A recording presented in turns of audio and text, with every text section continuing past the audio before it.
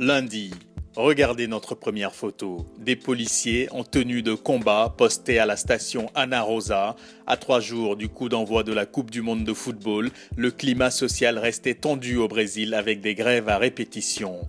À l'instar des forces de l'ordre qui ont obtenu gain de cause, les employés du métro de Sao Paulo étaient en grève depuis 5 jours pour réclamer une augmentation de 15% de leur salaire. Ils ont finalement suspendu ce lundi leur mouvement, tout en menaçant de le reprendre le jour du coup d'envoi du mondial si leurs 42 collègues licenciés ne sont pas réintégrés. La grève a paralysé les transports de Sao Paulo. C'est dans cette ville qu'ont lieu la cérémonie et le match d'ouverture. Le gouvernement affirme qu'il respectera le droit de manifester à condition qu'il n'y ait pas de violence. Il a d'ores et déjà mobilisé près de 160 000 policiers et militaires pour assurer la sécurité de la compétition.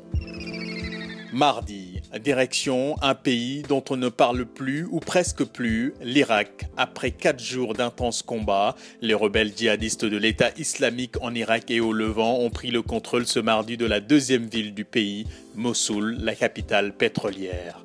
Et pour la première fois, c'est toute une province qui est donc tombée aux mains des insurgés. Après la prise stratégique de la ville de Falloujah en janvier dernier, ce groupe islamiste réputé ultra-violent gagne dangereusement du terrain au point d'affoler les pays occidentaux. Mercredi, que se passe-t-il entre la République démocratique du Congo et le Rwanda? Les soldats congolais et rwandais ont échangé des tirs à la frontière entre leurs deux pays à une vingtaine de kilomètres au nord de Goma.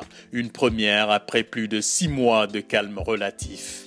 Selon la version congolaise, des militaires congolais auraient riposté suite à l'enlèvement d'un des leurs, un caporal, par des membres de l'armée rwandaise. Une version pas tout à fait pareille du côté rwandais. On affirme que ce caporal congolais aurait traversé la frontière pour chercher de la nourriture et qu'il aurait ouvert le feu sur une position de l'armée rwandaise. Une enquête a été ouverte par la MONUSCO, la mission de l'ONU pour la stabilisation en République démocratique du Congo. Jeudi, ça y est, c'est parti pour la fête du football. La cérémonie d'ouverture de la 20e Coupe du monde de l'histoire s'est déroulée ce jeudi dans le stade Corinthians Arena de Sao Paulo, dans le sud-est du Brésil.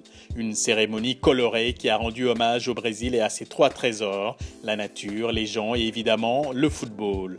Elle avait été précédée par des affrontements aux abords du stade entre des manifestants anti-mondial et les forces de l'ordre. Sur le plan sportif, c'est l'équipe du Brésil qui a ouvert le bal en dominant la Croatie 3-1 grâce notamment à un doublé de sa star Neymar.